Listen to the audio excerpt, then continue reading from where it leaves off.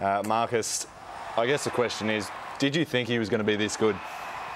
Well, yeah, I think we all sort of quietly knew what the young kid was capable of, having obviously trained with him sort of day in, day out. And I guess the most credible thing, in a sense, is the fact that he trained all pre-season as a key defender, and he was taking the same sort of marks during match sim and training just at the other end of the ground. So it's a massive thing for us to be able to just throw him forward and have his natural ball reading ability, and obviously his hands are incredibly, well, they were pretty sticky last night, but they're really strong.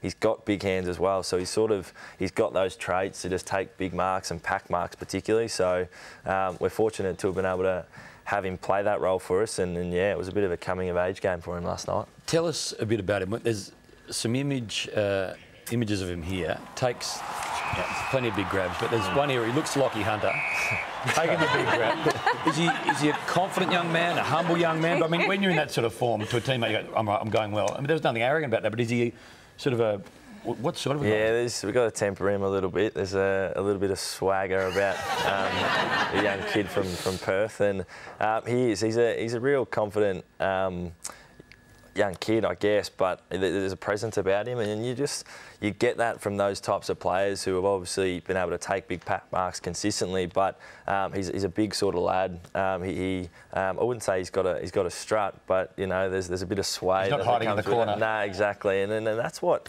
in a way at football clubs you embrace the different type of characters all the times. But his confidence has helped us a lot, and his ability to just read the ball and jump and attack the ball, especially last night, has been really valuable for us, and it translated into score as well, which was a good thing for us, because we haven't probably kicked more goals and points for a couple of weeks now, and him kicking 5 and a few others chipping in just helped us all the way. I'm interested to get your thoughts on what you think his future is long term. Does he stay forward or does he go back? Because we've got Tom Boyd and Josh Shackey obviously in the twos at the moment. Bevo said last night that Boyd's a long way off from playing senior footy.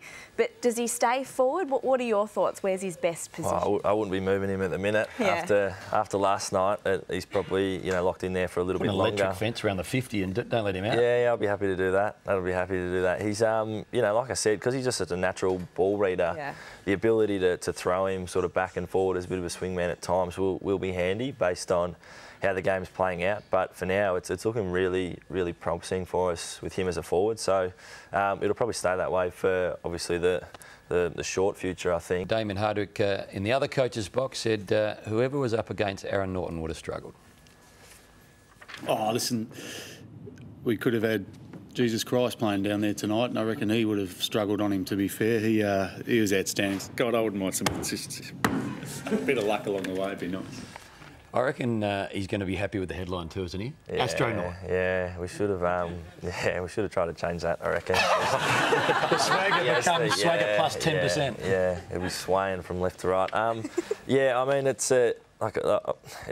was a coming of age game a little bit for Aaron, and it's important that he continues to, the things that he focused on going into that game. They're often processes, and his ability to be physical and just read and get a good read on the ball and get off at the right times from his opponent are going to be keys for him. And the thing is, he's still a second-year player in the infancy of his career, so we've got to sort of temper that at times as well, and just manage our expectations. And as much as we want sort of those types of games out of him, it's just he's not going to be able to deliver them always. So we've got to try and support that and continue to help him to be his best every week and still grow as a young player in the game.